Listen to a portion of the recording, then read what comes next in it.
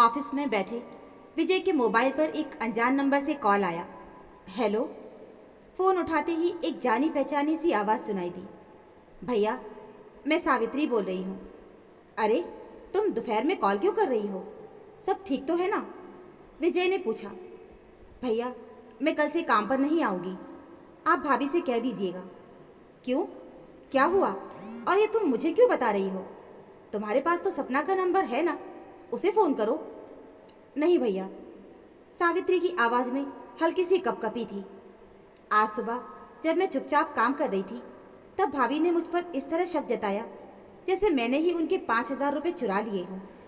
कुछ दिन पहले भी ऐसा ही हुआ था, तब भी मैं कुछ नहीं बोली थी, लेकिन अब नहीं सह पाऊंगी भैया। मैं गरीब जरूर हूँ, पर चोर नहीं। अच्छा, अब मैं फ़ोन रखती हूँ। और कॉल कट गया। लेकिन विजय की सोच यहीं पर अटक गई थी। विजय एक मल्टीनेशनल कंपनी में काम करता था। पत्नी सपना और 3 साल का बेटा अंश उसके परिवार का संसार है। शादी को 5 साल हो चुके हैं, मगर अब रिश्तों में पहले जैसी सहजता नहीं रह गई थी, खासकर सपना के संदेह करने की आदत के चलते। रात को 9 बजे जब विजय घर पहुंचा तो सब कुछ सामान्य लग रहा था। ना उसने कुछ कहा और ना ही सपना ने। अगली सुबह, अरे, ये बर्तन वैसे ही पड़े हैं। ये सावित्री आज फिर नहीं आई, कल भी तो लेट आई थी। सपना बड़बड़ा ही रही थी कि फ़ोन की घंटी बज उठी। मम्मी का कॉल था। हाँ सपना, मिल गए तेरे 5,000? कल बड़ी घबराई हुई थी तू। मिल गए मम्मी, मेरी छोटी अलमारी की दराज में रखे थे, शायद जल्दी में पीछे रह गए थे। तू भी ना तुरंत शक कर बैठती है। और उन्होंने हंसते हुए फ़ोन काट दिया। लेकिन विजय अब तक शांत नहीं था। मिल गए पैसे तो अब तसल्ली हो गई, मम्मी को बताकर। उसने हल्का सा कटाक्ष किया। तो क्या हर बात मम्मी से नहीं बताऊं? सपना चिढ़ गई। कुछ बातें अपने तक भी रखना सीखो सपना, अब तुम कोई बच्ची नहीं हो। विजय का स्वर अब सख्त होने लगा था। कल दोपहर को सावित्री ने मुझे फ़ोन किया था। उसने मुझे पूरी बात बताई और कहा कि अब वो काम पर नहीं आएगी। काम पर नहीं आएगी? लेकिन क्यों? सपना चौंक गई। क्योंकि तुमने उस पर शक कर लिया।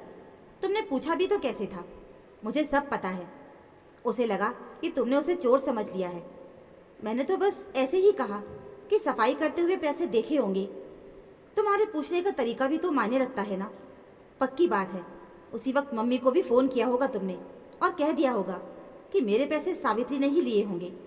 अगर इतनी ही परवाह है अपने पैसों की और अपने सामान की, तो मेड के आने से पहले सुनिश्चित कर लो कि सब कुछ अपनी जगह पर सही है या नहीं। अलमारी को ताला कर दो तो ये नौबत ही नहीं आ पाए इन चीज़ों की। आप अब मेरी नहीं, काम वाली की तरफदारी कर रहे हैं। सपना का चेहरा उतर गया। मैं किसी की तरफदारी नहीं कर रहा, पर तुम्हारी ये आदत बार बार शक करना सबको तुमसे दूर कर रहा है। आज सावित्री पर शक किया और तो और तुम तो मुझे भी नहीं छोड़ती। थोड़ा सा ऑफिस से देर क्या हो जाऊं, वीडियो कॉल पर झट से पूछ लेती हो कहाँ थे, किसके साथ थे, इतनी देर क्यों हुई। तुम्हारी शक भरी निगाहें सब कुछ कह जाती हैं। सपना अब चुप रही। हर किसी को शक की नज़रों से देखना ये ठीक नहीं है सपना। आज तुमने काम वाली को खोया है, कल को कोई रिश्तेदार या मैं ही तुमसे दूर हो जाऊं तो फिर? अब विजय का स्वर नर्म था, पर वो बहुत कुछ कह रहा था। रिश्तों में शक से ज़्यादा ज़रूरत होती है विश्वास की। अगर वही नहीं है तो ये रिश्ते कैसे टिकेंगे? विजय ने बात जारी रखी। याद है निशा की वही लिपस्टिक सुनील की शादी में? हाँ। सपना झेप गई। क्या कहा था तुमने? कहीं मेरी वाली तो नहीं ले ली? फिर चुपके से उसकी मेकअप किट भी तुमने देख ली थी कि कहीं वही शेड तो नहीं? इतना छोटा दिल तुम्हारा कब से हो गया? क्या सिर्फ तुम ही इम्पोर्टेड लिपस्टिक खरीद सकती हो? आज के ज़माने में कौन सी बड़ी बात है एक अच्छी लिपस्टिक खरीदना? वो क्यों नहीं खरीद सकती? और तुमने मान लिया कि उसी ने तुम्हारी ले ली है। क्यों लेगी वो भला तुम्हारी? और चलो मान भी लो कि उसने ले भी ली तो क्या फ़र्क पड़ता है?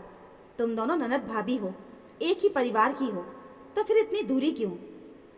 छोटी सोच बड़े रिश्तों को तोड़ देती है सपना। सपना अब रो पड़ी। आप ठीक कह रहे हो, मुझसे गलतियां हुई हैं।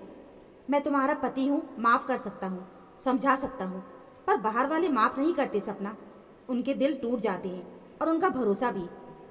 विजय का स्वर अब फिर से प्यार भरा हो गया था। चलो अब सावित्री को फ़ोन लगाओ, शायद वो वापस आ जाए। और मुझसे एक वादा करो इस आदत को बदलने की पूरी कोशिश करूँगी। सपना ने गंभीरता से सिर हिलाया। हाँ विजय, आज आपने मुझे आईना दिखा दिया। मैं पूरी कोशिश करूँगी। थोड़ा समय दो मुझे, देर से ही सही, पर तुमने सोचा तो सही। विजय मुस्कुराया और अपनी पत्नी को गले से लगा लिया। सपना मेरी जान, रिश्तों की उम्र शक से नहीं, भरोसे से बढ़ती है। तो दोस्तों, ये थी हमारी आज की कहानी। ये कहानी आपको कैसी लगी हमें कमेंट बॉक्स में ज़रूर बताइएगा। कहानी अच्छी हो तो प्लीज़ वीडियो को लाइक और चैनल पर अगर नए हों तो चैनल को सब्सक्राइब ज़रूर कर लीजिएगा। मिलते हैं फिर एक और ऐसी नई कहानी के साथ। तब तक के लिए धन्यवाद।